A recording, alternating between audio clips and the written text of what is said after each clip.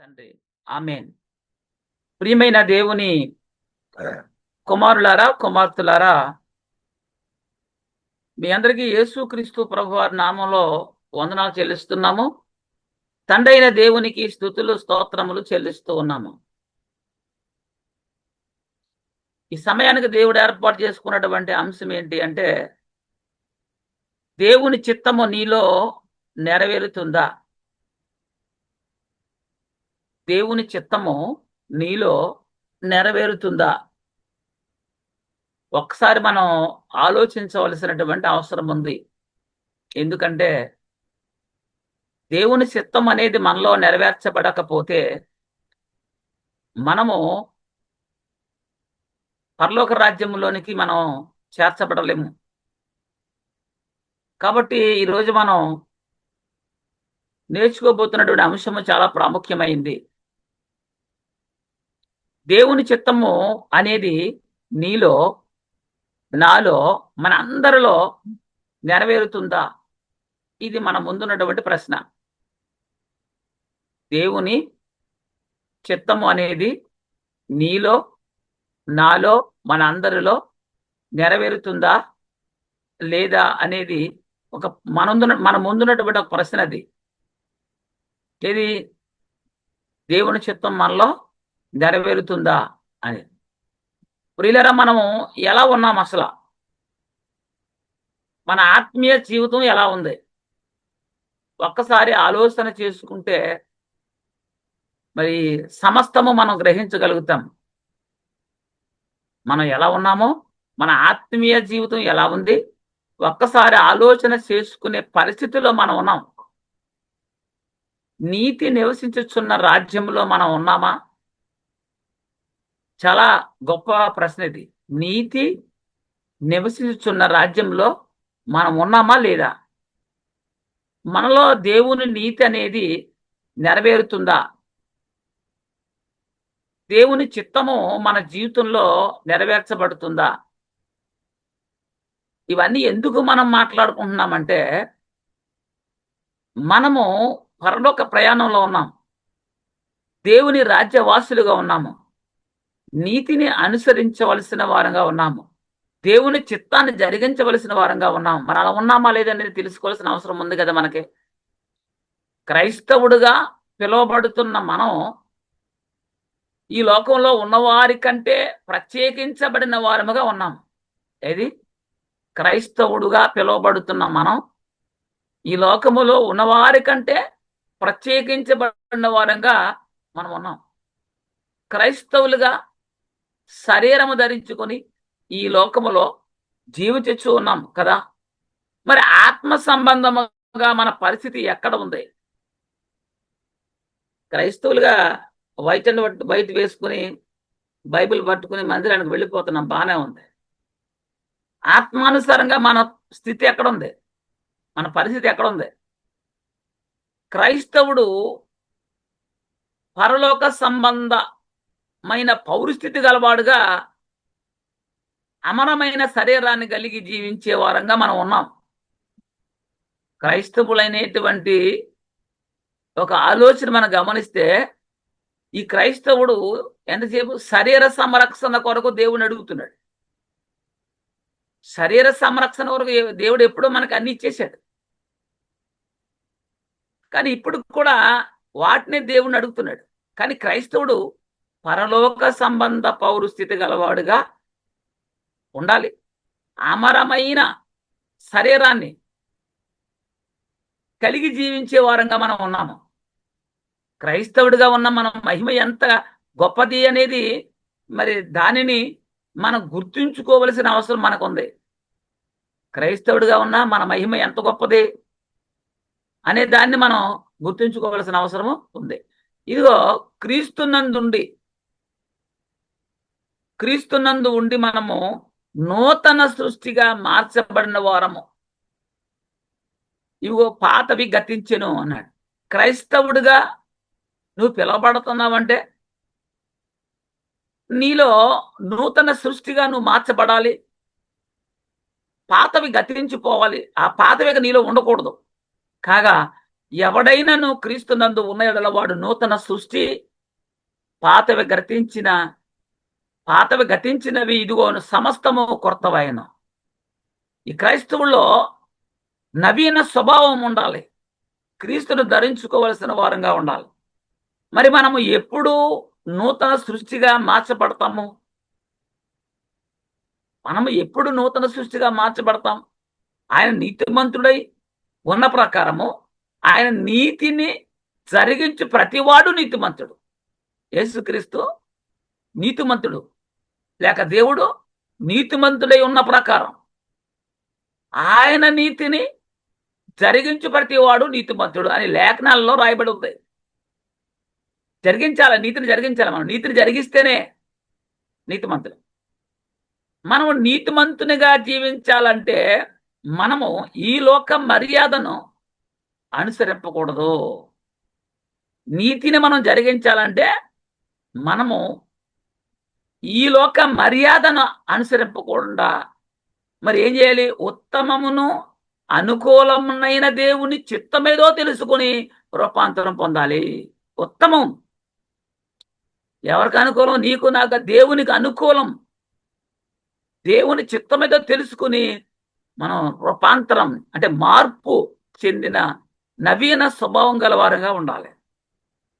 రోమాపత్రిక 12వ అధ్యాయము 2వ వచనంలో ఈ మాట మనం చూడొచ్చు. మీరు ఈ లోక మర్యాదను అనుసరింపక ఇప్పటికి కూడా ఈ లోక మర్యాదల ప్రకారంగా నడిచే వాళ్ళు, పాటించే వాళ్ళు ఎక్కువ క్రైస్తవులే ఉన్నారు. ఇది వాక్యానికి విరుద్ధం. ఈ లోక మర్యాదను అనుసరింపక ఉత్తమమును అనుకూలమును సంపూర్ణమునై ఉన్న దేవుని చిత్తమేదో పరీక్షించి తెలుసుకున్నట్లు, దేవుని చిత్తమేదో నువ్వు పరీక్షించి తెలుసుకున్నట్లు నీ మనస్సు మారి నూతన మగుట వలన ఏం మారి? రూపం మారి కాదు, పై రూపం మార్చుకునే స్థితి మన సంఘంలో కనబడుతున్నాయి. అది కాదు, మనస్సు మారి నూతన మగుట వలన రూపాంతరం పొందుడి. అప్పుడు నీకు ఉపయోగం ఉంటుంది, మేలు ఉంటుంది. మనము రూపాంతరం చెందాలి అంటే మనం ఎవరి స్వభావములోనికి మార్చబడాలి. క్రైస్తవుడు మరి ఎవరి స్వభావంలోనికి మార్చబడాలి అంటే మనము దేవుని స్వరూపములోనికి మార్చబడాలి. దేవుని స్వరూపమును నవీన స్వభావమును ధరించుకున్న వారమై ఉన్నాము అంటాడు. నవీన స్వభావం ధరించుకో. మరి దేవ స్వభావములో పాలువారమై ఉన్నామంటాడు. దేంట్లో పాలువారమై ఉండాలి? దేవ స్వభావం, దేవుని స్వభావంలో మనం పాలువారమై ఉండాలి. క్రీస్తు స్వరూపము మన యందు ఏర్పడవలసిన అవసరం ఉంది. ఎవరు స్వరూపం మన యందు ఏర్పరచబడవలసి ఉంది అంటే క్రీస్తు స్వరూపము. నేను క్రైస్తవుని అని చెప్పుకుంటే సరిపోతుందా? సరిపోదు. శరీరాకారాన్ని మార్చుకుంటే క్రైస్తవుడు అయిపోడు. పడేసుకున్న జోడు వైటు, వేసుకున్న బట్టల వైటు, ఏమంటే మీసాల గడ్డలు తీసేయడం, ఇవేమి ఉండకూడదు అని ఈ రూపాన్ని మార్చుకుంటే కుదరదు. శరీరాకారాన్ని మార్చుకుంటే క్రైస్తవుడు అయిపోడంట. మరి ఏం మార్చుకోవాలి? ఏం చేయాలి? మరి ఏం మార్చుకోవాలి? మీ అంతరంగ స్వభావమును, మీ హృదయాన్ని, మీ మనస్సును సాధువైనట్టు మృదువైనట్టు అక్షయ అలంకారమునకు మీ హృదయమునకు అలంకారంగా ఉండాలంటాడు. ఏది నీకు అలంకారంగా ఉండాలి? శరీరానికి కాదు, హృదయానికి. అది ఎలాంటి పరిస్థితులు మన జీవితంలో ఉన్నాయో పరిశీలన చేసుకోవలసిన అవసరము ఉంది. దాన్ని బట్టి నీవు దేవుని చిత్తాన్ని జరిగిస్తున్నావా లేదా అనేది నీకు అర్థమైపోదు. నూతన సృష్టిగా మార్చబడాలి నువ్వు. మన బాహ్య పురుషుడు కృషించుచూ ఉన్నాను, ఆంతర్య పురుషుడు దినదినము వృద్ధి పొందాలి.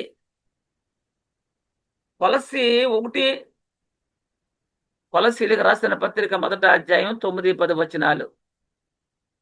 అందుచేత ఈ సంగతి విననాట నుండి మేమును మీ నిమిత్తము ప్రార్థన చేయుడు మానక మీరు సంపూర్ణ జ్ఞానమును ఆత్మ సంబంధమైన వివేకము గలవారును ఆయన చిత్తమును పూర్ణముగా గ్రహించిన వారునై ప్రతి సత్కార్యములో సఫలగుచు దేవుని విషయమైన జ్ఞానమందు అభివృద్ధి పొందుచు అన్ని విషయంలో ప్రభువును సంతోషపెట్టినట్లు అని ఉంది.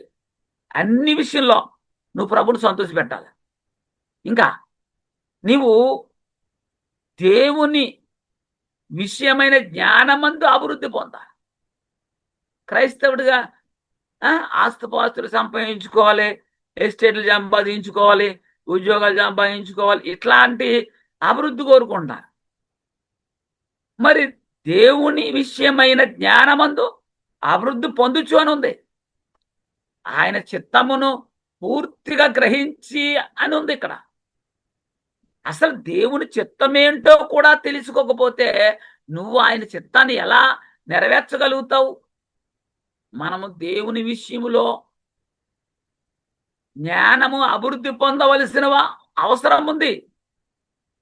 ఎంతసేపు ఈ లోక సంబంధమైనటువంటి ఆశీర్వాదాలు కోరుకుంటా మనం దేవుని చిత్తము ఏదో తెలుసుకోవలసిన వారముగా ఉన్నాము. ఆయన చిత్తమును పూర్ణముగా నెరవేర్చి మనము జరిగించాలి. పూర్ణముగా, కొంచెం కొంచెం కాదు. మనము ఆత్మీయంగా బలపరచబడుతున్నామా? ఆత్మీయంగా బలంగా ఉన్నాము మనం? ఈ వాక్యం మనలో పనిచేస్తుందా లేదా అనేది మన పరిశీలన చేసుకోవాల్సిన అవసరం. ఎంతసేపు కూడా శరీర ఆరోగ్యం కోసం, శరీర బలము కొరకు, శరీర సంబంధమైన ఆశీర్వాదాల కొరకు మాత్రమే వీళ్ళు పనిచేస్తున్నారు తప్ప ఆత్మ సంబంధమైన ఆశీర్వాదాల కోసం కానీ నవీన స్వభావం కొరకు కానీ వీళ్ళు పనిచేయట్లేదు. నీవు నీ రోగానికి తగ్గిన టాబ్లెట్లు వేసుకుంటావా లేదా మరి ఏది పడితే తీసుకుంటావా? అంటే ఏ జ్వరం వచ్చినా అది తగ్గడానికి మాత్రమే నువ్వు టాబ్లెట్లు వేసుకుంటావు. మరి నువ్వు వింటున్న వాక్యము నీలో కార్యసిద్ధి కలగజేస్తుందా? మరి నీ వింటున్న వాక్యము సర్వసత్యమేనా? ఇది కూడా నువ్వు తెలుసుకోవలసిన అవసరం ఉంది. ఆఫ్టర్ ఆల్ శరీరానికి బలహీనత వస్తే ఏ టాబ్లెట్ వాడాలో, ఏ డాక్టర్ మంచోడో 10 మందిని కనుక్కుని మరీ వెళ్ళి వైద్యం చేయించుకుంటాం. మరి ఆత్మ సంబంధమైనటువంటి ఈ యొక్క వాక్య విషయంలో నువ్వు ఎందుకు అలక్ష్యం చేస్తున్నావు? మనము భ్రమ పెట్టి మాయ చేసేదిగా ఉందా? ఏమండి, నీవు జాగ్రత్తగా చూసుకోవాలి. సాతానుగాడు భ్రమలోనికి తీసుకెళ్ళిపోతాడు మనల్ని. మనం వింటున్న వాక్యము లేఖనానుసారమేనా కాదా అనేది చూసుకోవాల్సిన బాధ్యత మనమే ఉంది. మనం వింటున్న వాక్యము లేఖనానుసారమేనా కాదా? ప్రారంభ దేవుని రాజ్యము విస్తరణలో పొరపాటు జరిగేలాగా చేశాడు అపవాదనేవాడు. వాడు మోసం చేశాడు. దేవుడు ప్రకృతి సంబంధమైన సృష్టిని సృజించి దానిలో ఆత్మ సంబంధమైన సృష్టిని సృజించాడు. ఎలా? దేవుడు ప్రకృతి సంబంధమైన సృష్టిని సృజించి దానిలో ఆత్మ సంబంధమైన సృష్టిని సృజించాడు. అందుకే క్రీస్తు నందు ఉన్న ఎడల వారు నూతన సృష్టి అంటున్నాడు. ఈ సృష్టి ఏదో కాదు, ఆదాము అవ్వలు అని తెలుసుకోవాలి. ప్రకృతి యొక్క సృష్టి అయితే అందులో ఆత్మ సంబంధమైన మరొక సృష్టిని సృజించాడు అని అన్నాం కదా. అదేంటి అంటే ఆదాము అవ్వలు. ఆదాము అవ్వలు ఎవరంటే ఆత్మ సంబంధమైన సృష్టి. అంటే ప్రకృతి సంబంధమైన సృష్టిలో ఆత్మ సంబంధమైన సృష్టిని సృజించాడంటే ఆదాము అవ్వలను గురించి మాట్లాడుతాం. ఈ ఆత్మ సంబంధమైన సృష్టిలో ఆకాశం ఏది అంటే దేవుని రాజ్యం. ప్రకృతి సంబంధమైన సృష్టిలో దేవుని ఆత్మ సంబంధమైన సృష్టిని సృష్టించాడు. ఇది ఆత్మ సంబంధమైనది. ఇందులో నీతి నివసించాలని కోరుకున్నాడు ఆయన. అది దేవుని మొదట సృష్టి ఆదాము అవ్వలు. వీరిని జరిగించాలని వారికి ఆజ్ఞ ఇచ్చాడు. ఆజ్ఞను జరిగించిన వారే నీతిమంతులు. ఎవరు పడితే బాప్తీసం తీసుకున్నంత మాత్రాన నీతిమంతులు అంటే అది కరెక్ట్ కాదు కదా. దేవుని చిత్తాన్ని నీవు నెరవేర్చాలి, దేవుని నీతిని నెరవేర్చాలి. దేవుని రాజ్యములో నీతి నివసించాలంటే వారు ఏం చేయాలి? ఆజ్ఞను జరిగించాలి. ఆదామవ్వలకు ఆజ్ఞ ఇచ్చి దాన్ని జరిగించమన్నాడు. నీతిని జరిగించాలంటే ఏం చేయాలి? నీతిని జరిగించాలంటే ఏం చేయాలి? ఆజ్ఞను జరిగించాలి, లేక ఆజ్ఞను గైకొనాలి. దేవుని నీతిని జరిగించే వీరికి మరి అత్యాస కలిగి, దేవుని నీతిని జరిగించే వీరికి అత్యాస కలిగి దేవుని కంటే గొప్పవారిగా ఊహించుకున్నారు. సాతానుగాడు వీడు భూమి మీద ఉన్న దేవుని రాజ్యాన్ని పడగొట్టి సాతాను రాజ్యాన్ని స్థాపించేసుకున్నాడు. మాయ మాటలు చెప్పాడు. ఏమండి, ఈ భూమి మీద అపవాది రాజ్యము స్థాపించబడి శరవేగముగా విస్తరిస్తుంది. ఈ భూమి మీద దేవుని రాజ్యం స్థాపించబడింది. ఏది దేవుని రాజ్యం? ఎప్పుడు స్థాపించబడింది అంటే ఆదాము అవ్వలు ప్రజలైతే వారికి రాజు దేవుడు. రాజ్యంగా ఉండాలంటే స్థలం ఉండాలి. 6 నెలలంతా స్థలమే. మరి చట్టం ఏదంటే ఆజ్ఞ. ఆ దేవుని రాజ్యముగా కొనసాగుతున్నటువంటి వారిని మాయ చేసి మభ్యపెట్టి వారిని దేవుని రాజ్యంలో నుండి పడగొట్టి తన రాజ్యవాసులుగా మార్చేసుకున్నాడు. అది ఈ లోకంలో శరవేగముగా విస్తరిస్తుంది ఇప్పటికి కూడా. అయితే ఈ రాజ్యాన్ని అంతమొందించి మరలా నీతిని స్థాపించడానికి బలి అవసరమా అంటే అవసరం. కాబట్టే మరి ఇందుకొరకు తన కుమారుణ్ణి ఈ లోకానికి పంపించాడు. ఎందుకు? ఏదైతే దేవుని రాజ్యాన్ని అంతమొందించాడో అపవాదనేవాడు ఈ భూమి మీద దేవుని రాజ్యం లేకుండా చేసేసాడు. అంతమొందించబడిన దేవుని రాజ్యాన్ని మరలా తిరిగి పునఃస్థితి స్థాపన చేయడానికే దేవుడు తన సొంత కుమారుని లోకానికి పంపించాడు. మరి దేవుని రాజ్యము పునఃస్థితి స్థాపన చేసే సంకల్పంలో దేవుడు ముందుగా అబ్రహాం గారికి వాగ్దానం చేశాడు. అది ఎక్కడ? ఆదికాండం 12వ అధ్యాయము మొదటి 3 వచనాలు చూడగలిగితే, యెహోవా నీవు లేచి నీ దేశము నుండి, నీ బంధువుల యొద్ద నుండి, నీ తండ్రి ఇంటి నుండి బయలుదేరి నేను నీకు చూపించు దేశమునకు వెళ్ళుము. నేను గొప్ప జనముగా చేసి నేను ఆశీర్వదించి నీ నామమును గొప్ప చేయుదును. నీవు ఆశీర్వాదముగా నుందువు. నిన్ను ఆశీర్వదించిన వారిని ఆశీర్వదించదును, నిన్ను దూషించు వారిని శపించదును. భూమి యొక్క సమస్త వంశములు నీ యందు ఆశ్రయించబడిన అబ్రహాముతో అనగా, భూమి యొక్క సమస్త వంశములు నీ యందు ఆశీర్వదించబడి అని చెప్పాడు. అయితే గలతీ పత్రిక 3వ అధ్యాయం 16వ వచనం చూస్తే, అబ్రహామునకును అతని సంతానమునకును వాగ్దానములను చేయబడను.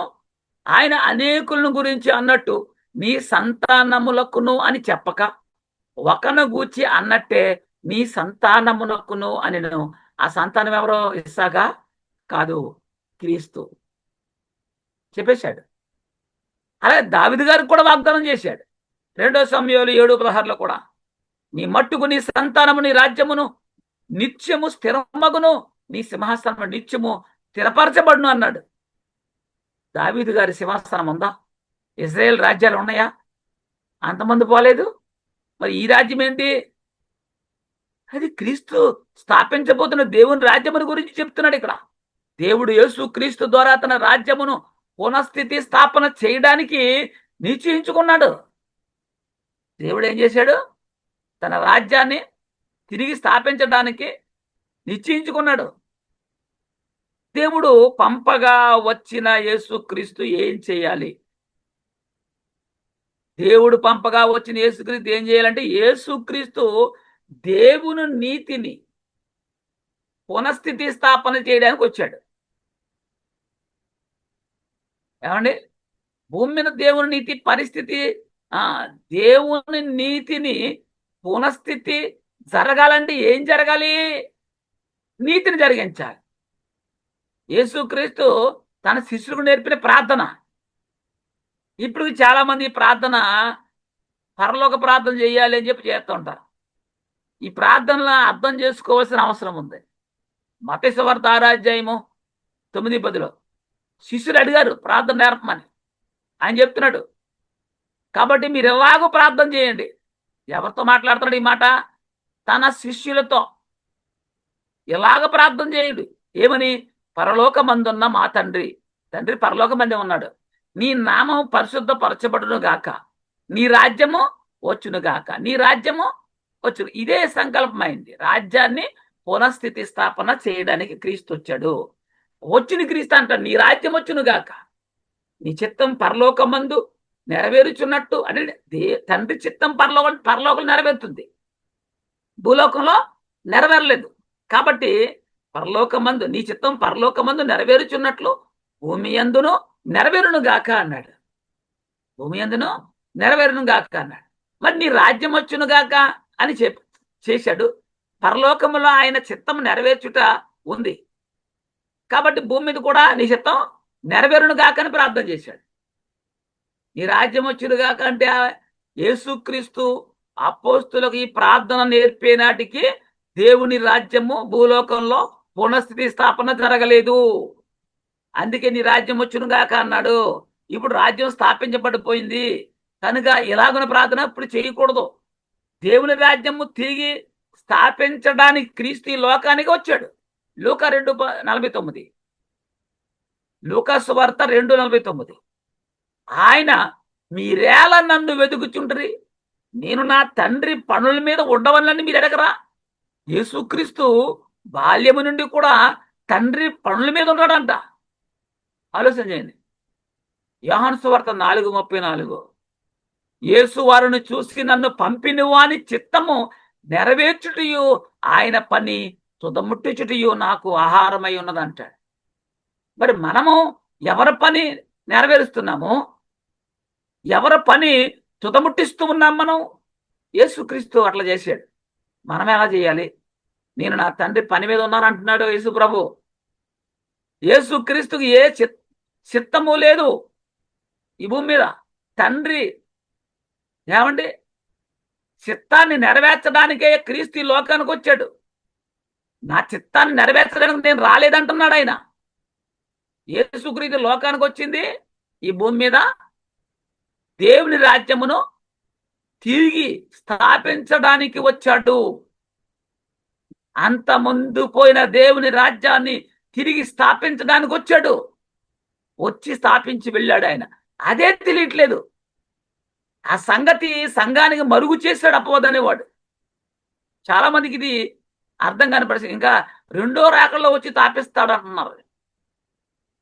యోహాను సువార్త 6:39 చూస్తే నా ఇష్టమును నెరవేర్చుకున్నకు నేను రాలేదంటున్నాడు యేసుక్రీస్తు. మరి మనమైతే మన ఇష్టాలను నెరవేర్చుకుంటున్నాం ఈ లోకంలో. నన్ను పంపిన వాని చిత్తము నెరవేర్చుటకే పరలోకముడు దిగి వచ్చిందని.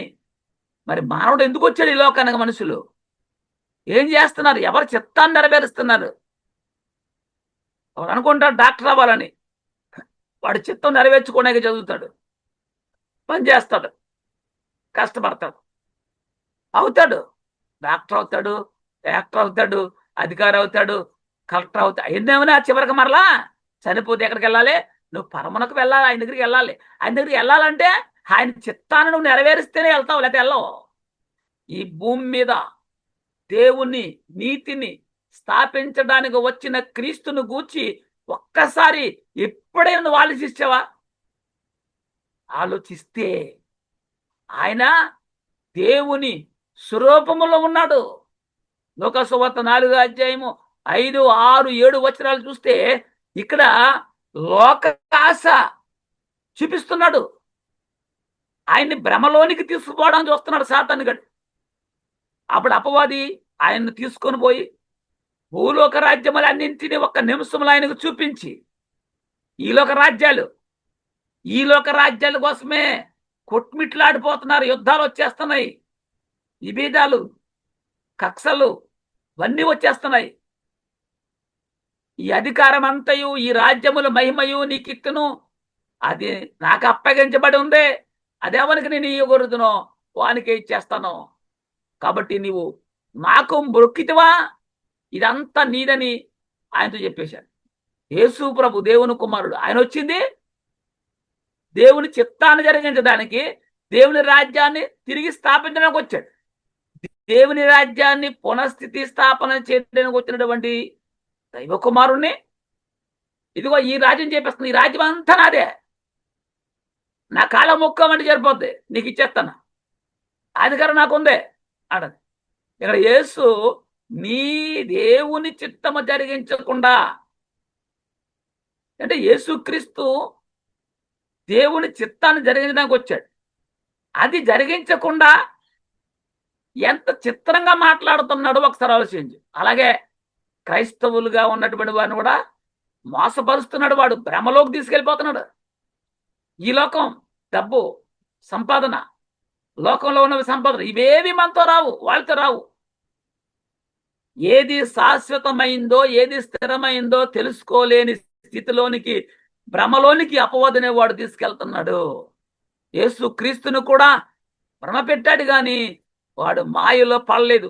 నా తండ్రి అయిన దేవునికి తప్ప నేను ఎవరికి నీ మొక్కను అని ఖచ్చితంగా చెప్పేశాడు. మనం చెప్తాం అట్లా? అలా చెప్పగలిగే జ్ఞానం నీలో ఉందా? అబ్బే, లోకం కావాలి, ఒక ఎమ్మెల్యే సీట్ నీకు ఇచ్చేస్తానంటే ఏ పని కావాలి పని చేసేస్తావు. వార్డు నెంబర్ నీకు ఇస్తానంటే చాలు, చేయకూడని పనులు చేసేస్తారు. లోకమందున్న రాజ్యాలు చూపించి యేసు ఇగో ఇవి నావే నీకు ఇచ్చేస్తాను మొక్కమంటే లేదు, నేను మొక్కనని చెప్పాడు. సాతాను మనలను కూడా మోసం చేస్తున్నాడు. ఇక్కడ సర్వసత్యము చెబుతున్నారు. బైబిల్ గ్రంథము ఉన్నది ఉన్నట్లుగా బోధిస్తున్నారు. వెళ్దామా అంటే లేదు లేదు, ఇక్కడ మనకి ఏం బెటరు, పలానా చోటకి వెళ్తే ప్రార్థన అయిపోయిన తర్వాత బిర్యానీ ఉంటుంది, చికెన్ మటన్ ఉంటుంది, కాబట్టి అక్కడికే వెళ్దామని చాలా మంది అలాంటి చోట్లకే వెళ్ళిపోయే వాళ్ళని మనం చూడగలుగుతుంటాం. నీవు దేనికి విలువనిస్తున్నావు? నీవు దేవునికి లోబడుతున్నావు? ఆలోచించి ఒకసారి. లోకము, శరీరాశలను నిన్ను లాగి పరిస్థితిలో ఉన్నావు నువ్వు. ఏమండి, క్రైస్తవులుగా ఉన్న మనము దేనికి విలువనివ్వాలి? దేవునికా? ఏమండి, దెయ్యానికా? దేవునికి, దేవుని వాక్యానికి విలువనివ్వాలి మనం. అది యూపీఏలో 8వ తరగతిలోకి మనకి క్లాస్ స్టార్ట్ అవుతుందని తెలిసి అందరికీ వస్తున్నాము మనం. వస్తారు దేవుని చిత్తాన్ని నెరవేర్చాలనుకున్న వాళ్ళు. అట్లా లాని వాళ్ళు, అలస్యత ఉన్నవాళ్ళు, అవిశ్వాసంతో ఉన్నవాళ్ళు, వెళ్దాంలే మనకేంటి, మనకు అన్ని వచ్చు అనుకునే వాళ్ళం కూడా ఉంటారు. అది కరెక్ట్ కాదు. కానీ నేటి కాలంలో సంఘాల్లో ఇదే లేదు. ఏది? దేవుని వాక్యానికి విలువనిచ్చే పరిస్థితి సంఘాల్లో లేదు. మనం ఎప్పటికీ దేవుణ్ణి సంతోష పెట్టువారముగానే ఉండాల, వ్యక్తులను కాదు. నీ ధనం ఎక్కడో నీ ప్రాణం అక్కడే ఉంటుంది. మరి నీ ధనం ఎక్కడా? నువ్వు బాప్తీసం తీసుకోవడం వలన నీ మనసు మారి నూతన పరచబడుతున్నావు. నీ మనసు నూతన పరచబడింది. ప్రతి క్రైస్తవుడు ప్రతి క్షణము దేవుడి చిత్తము జరిగించాలి. ఎవరంట? ప్రతి క్రైస్తవుడు, ప్రతి విశ్వాసి. ఎవరి చిత్తం? మన చిత్తం కాదు, దేవుని చిత్తం జరిగించాలి. క్రీస్తు తండ్రి చిత్తమును నెరవేర్చకుండా పేతురు అభ్యంతరకరంగా మాట్లాడాడు. అది నీకు దూరంగా కన్నప్పుడు ఏమన్నాడు? సాతాను వెనక్కి ఏది? దేవుని రాజ్యము తిరిగి స్థాపించడానికి ఆయన బలిగా అర్పించబడతానని సిద్ధపడి వస్తే ఆ రాజ్యాన్ని స్థాపిస్తానంటే అది నీకు దూరం అవునుగాక అంటాడు. నేటి కాలంలో ఉన్న మన యొద్ద కూడా అనేకమైన సమస్యలు, అభ్యంతరకరమైన సంగతులు మన దగ్గరికి వస్తూ ఉంటాయి. మనం నిలదొక్కోవాలి. ఎన్ని కష్టాలు, శ్రమలు, ఇబ్బందులు వచ్చినప్పుడు కూడా ఏది ఉత్తమమో, ఏది దేవునికి అనుకూలమైనదో అది నువ్వు గ్రహించగలగాలి. అది దేవుని చిత్తమని నీవు తెలుసుకోగలిగితే నీవు మాత్రం శ్రేష్ఠుడిగా ఉంటావు. యేసుక్రీస్తు ఈ లోకానికి ఎందుకు వచ్చాడు అంటే దేవుని చిత్తము నెరవేర్చడానికే వచ్చాడు.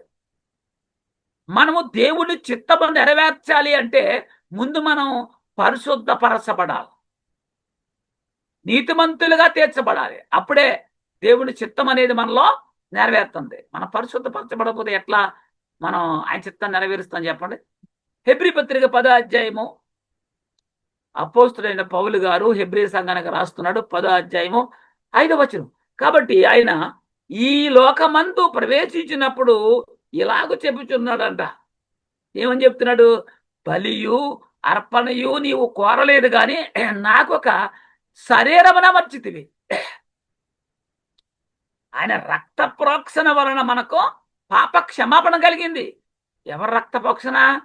దేవుని కుమారుడైన యేసుక్రీస్తు యొక్క బలియాగము వలన. యేసుక్రీస్తు దేవునికి ప్రార్థన చేస్తున్నప్పుడు ఏమని అన్నాడంటే, తండ్రి ఇదిగో నీ చిత్తము నెరవేర్చుటకు నేను వచ్చి ఉన్నాను అన్నాడు. మరి అలా అలా మనం అనగలుగుతామా అంటే, మన జీవిత కాలంలో మన చిత్తం, మన భార్య చిత్తం, మన కుమార్తెల చిత్తాలు, తల్లిదండ్రుల చిత్తాలు నెరవేర్చే పనిలో ఉంటాం మనం. మన దేవుని చిత్తాన్ని నెరవేర్చే పనిలో ఉండవు. అనగా నీవు అబ్రహాము గారికి దావీదు గారికి చేసిన వాగ్దానం నెరవేర్చుటకు వచ్చి ఉన్నానని తీర్చి చెప్తున్నాడు. తండ్రి ఏ సంకల్పించాడో, ఏది వాగ్దానం చేశాడో అబ్రహాం గారికి అది నెరవేర్చే పనిలో ఉన్నాడు. అదే నీ చిత్తాన్ని నెరవేరుస్తున్నాను అన్నాడు. హెబ్రీ పత్రిక 10వ అధ్యాయం 9, 10 వచనాలు. ఆయన నీ చిత్తము నెరవేర్చుటకు ఇదిగో నేను వచ్చి ఉన్నానని. ఎవరి చిత్తం? పరలోకమందున్నటువంటి తండ్రి దేవుని యొక్క చిత్తము నెరవేర్చుటకు ఆయన వచ్చినని చెప్తున్నాడు. ఇవన్నీ ధర్మశాస్త్రం చొప్పున అర్పింపబడుచున్నవి. ఆ రెండవ దానిని సిద్ధపరచుటకు మొదటి దానిని కొట్టివేయుచున్నాడు. యేసుక్రీస్తు యొక్క శరీరం ఒక్కసారి అర్పించబడుట చేత ఆ చిత్తమును బట్టి మనము పరిశుద్ధపరచబడి ఉన్నాము. చూసారా? ఒక్కసారే తన్ను తాను శిలువ మరణానికి అప్పగించుకున్నాడు క్రీస్తు. ఆ చిత్తాన్ని బట్టి మనము పరిశుద్ధపరచబడి ఉన్నాం.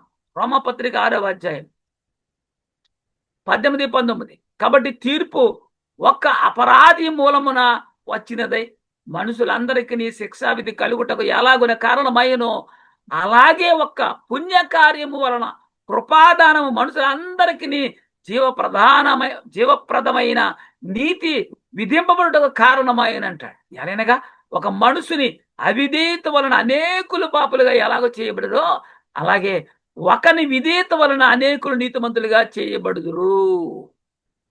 యేసుక్రీస్తు ద్వారానే మనం నీతిమంతులుగా తీర్చబడి ఉన్నాము. యేసుక్రీస్తు లోకానికి దేవుని నీతిని తీసుకుని వచ్చాడు. మనము కూడా ఆ నీతిని జరిగించాలి. మొదటి యోహాను పత్రిక, యోహాను గారు రాసిన మొదటి పత్రిక 3వ అధ్యాయము 4 నుండి 7 వరకు చదువుదాం.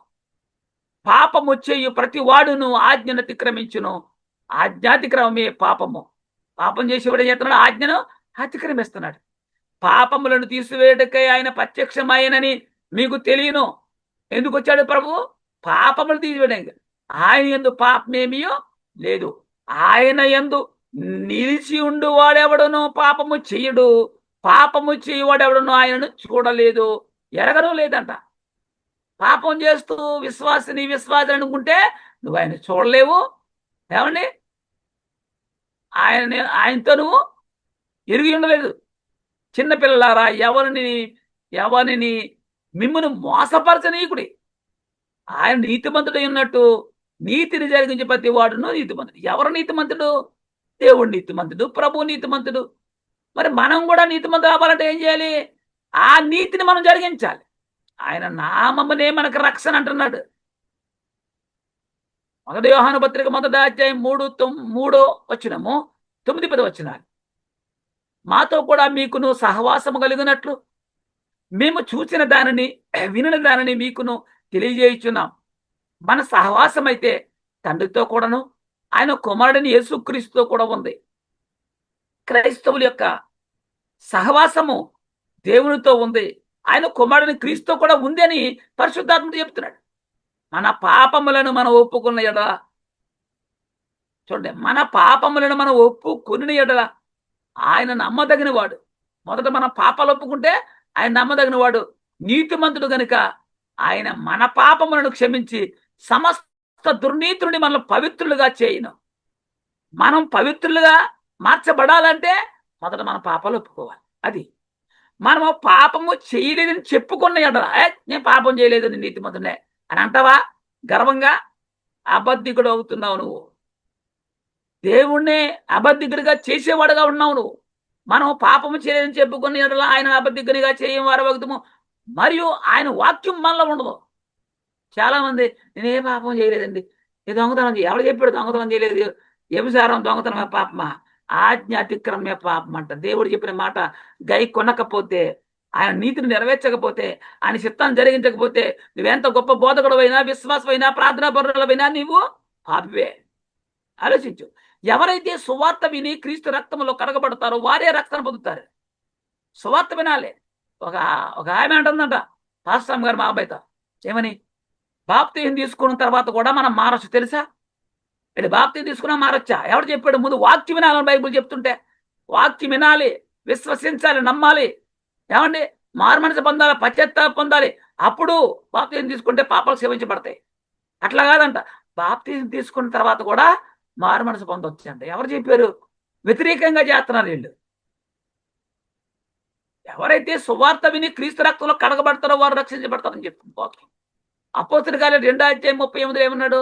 పేతురు, మీరు మారు మనసు పొందాలంటే ఎక్కడ రావాలి? వాక్యం వినాలి, తెలుసుకోవాలి. ఎవరు యేసుక్రీస్తు, ఎందుకు వచ్చాడు, ఎలా శిలువ మరణం పొందాడు, ఎవరి కోసం రక్తం కాచాడు, ఎవరి కోసం ఆయన మరణించాడు తెలుసుకోవద్దా?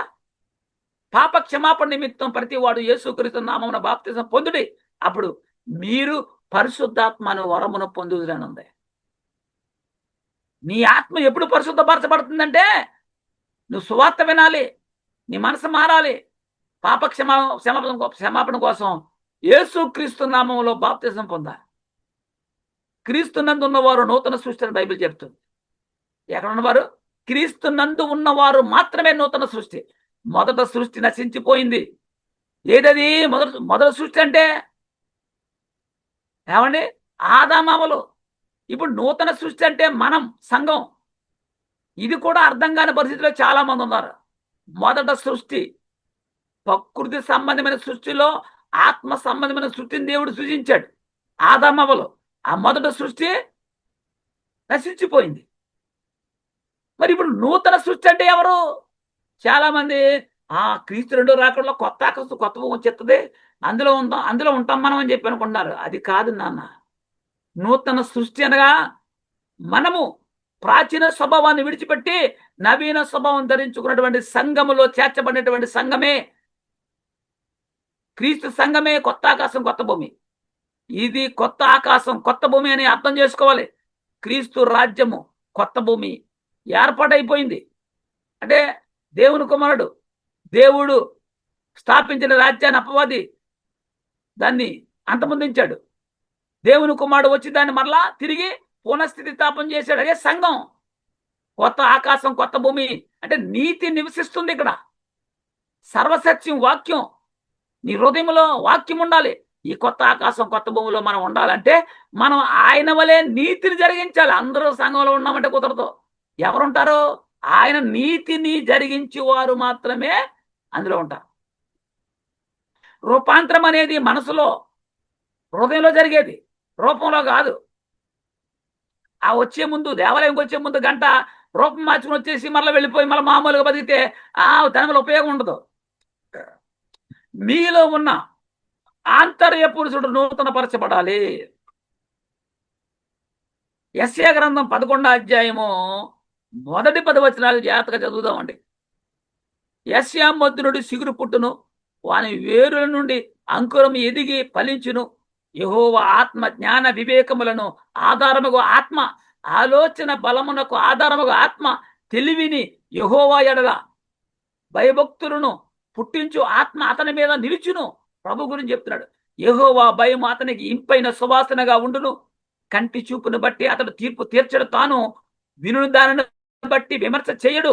నీతిని బట్టి బీదలకు తీర్పు తీర్చును. దేని బట్టి? నీతిని, వాక్యాన్ని బట్టి.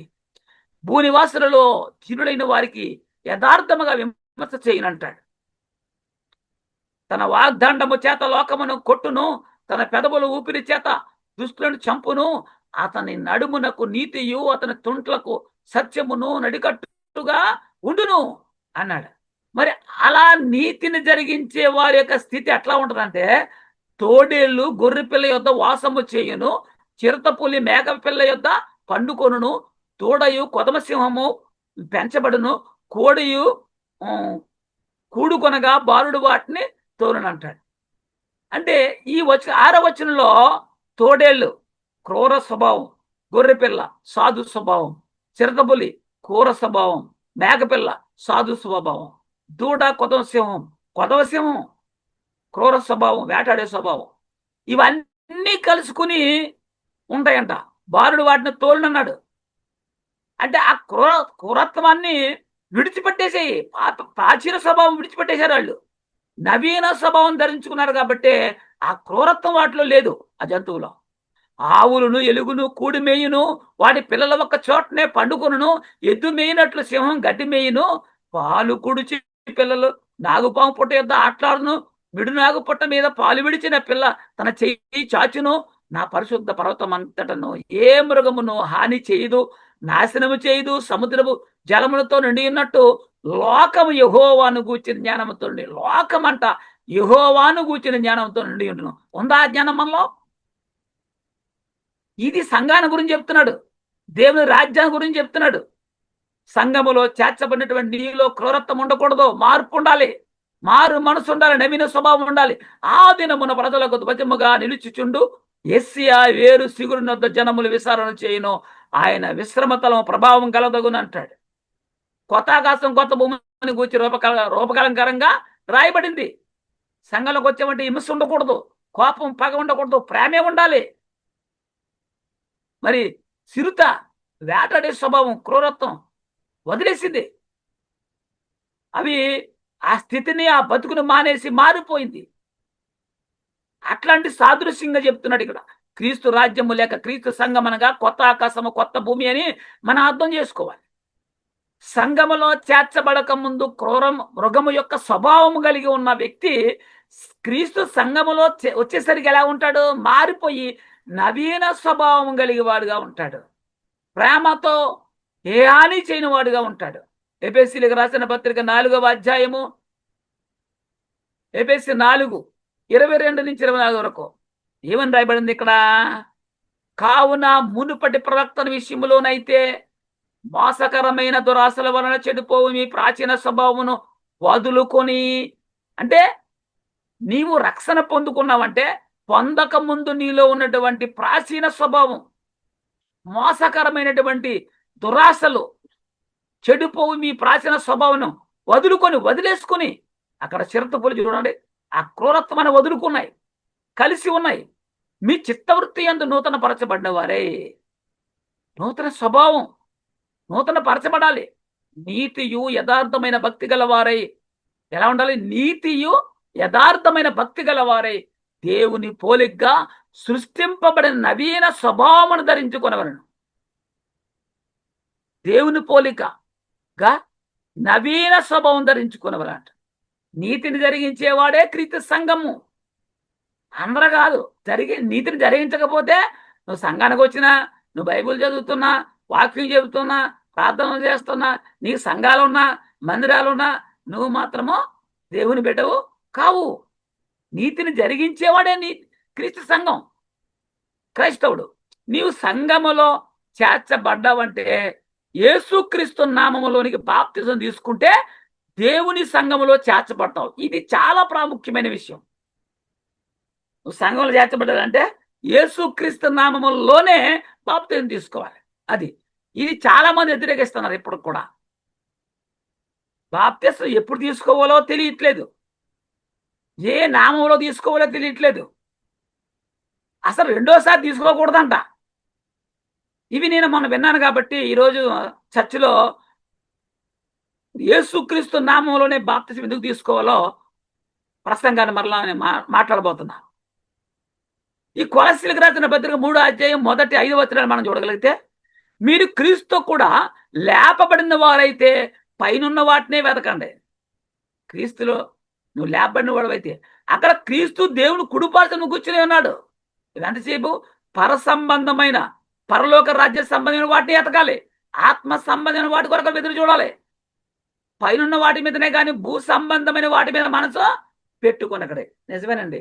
కానీ అందరూ పెట్టుకునేది భూ సంబంధమైన వాటి మీద మనసు పెడుతున్నారు. అనగా మీరు మృతి పొందితిరి, మీ జీవం క్రీస్తు కూడా దేవుని దాచబడి ఉంది. ఎక్కడ చచ్చిపోయాము? బాప్తిస్మం చచ్చిపోయాము. మనకు జీవమై ఉన్న క్రీస్తు ప్రత్యక్షమైనప్పుడు మీరును ఆయనతో కూడా మహిమయందు ప్రత్యక్షపరచబడ్దురన్నాడు. కావున భూమి మీద ఉన్న మీ అవయములను అనగా జారత్వమును, అపవిత్రతను, కామోతురతను, కమాతురతను, దురాశను, విగ్రహారాధైన ధనాపేక్షను చంపేయండి. దేనిని చంపేయాలి? వాటిని చంపట్లేదు, అవన్నీ అందరిలాగా ఉన్నాయి అన్నమాట. చూద్దాం. క్రైస్తవుడిగా పిలువబడుతున్న వారిలో ఈ 5వ వచనంలో ఉన్నటువంటి ఈ అవయవాలన్నీ చంపారా, వదులుకున్నారా అంటే లేదు, వాడు ఇంకా కొనసాగుతున్నారు. ప్రభువు కావాలి, ఇవి కావాలి. యేసుక్రీస్తు దేవుని చిత్తం జరిగిస్తున్నాడు. మరి నీవు ఎవరి చిత్తం జరిగిస్తున్నావు? ఒకసారి ఆలోచించు. కొంప ముంచి అపవాదిగాడి యొక్క చిత్తం జరిగిస్తున్నావా? ఎస్, చాలా మంది అదే చేస్తున్నారు. మోసపూరితమైన బోధకు లోబడుతున్నారు వీళ్ళు. ఇప్పుడు మన యందు దేవుని చిత్తం నెరవేరుతుందా? ఇప్పుడు ఉన్న పరిస్థితుల్లో మనం ఆత్మీయ జీవితం ఎలా ఉంది పరిశీలన చేసుకోవాల్సిన అవసరం మనకుంది కదా. ఏదేని వనములో ఆదమవలను దేవుడు పిలిచినప్పుడు వాళ్ళు మేము చెట్టు చాటును ఉన్నామంటున్నారు. మరి నీవు ఎలా ఉన్నావు? ఆయన పిలిస్తే ఆయన దగ్గర వెళ్ళగలుగుతావా? నువ్వు వెళ్ళగలవా? యేసుక్రీస్తును కూడా సాతాను శోధించాడు, కానీ ఆయన తొలగిపోలేదు. మరి నీవు ఎలా ఉన్నావు? ఒక్కసారి ఆలోచించు. లోకాశలకు, శరీరాశలకు, నేత్రాశలకు నీవు లొంగిపోకు. పాపము చేస్తూ దేవుని చిత్తాన్ని మరి మరిచితివా? నువ్వు పాపం చేస్తూ దేవుని చిత్తాన్ని మరిచితివా? ఒకసారి ఆలోచించు. ఎందుకంటే దేవుని చిత్తము జరిగిస్తే మంచిది. అందరూ దేవుని చిత్తాన్ని జరిగించాలనే ఆయన కోరుకుంటున్నాడు. ఆయన నీతిని జరిగించాలి.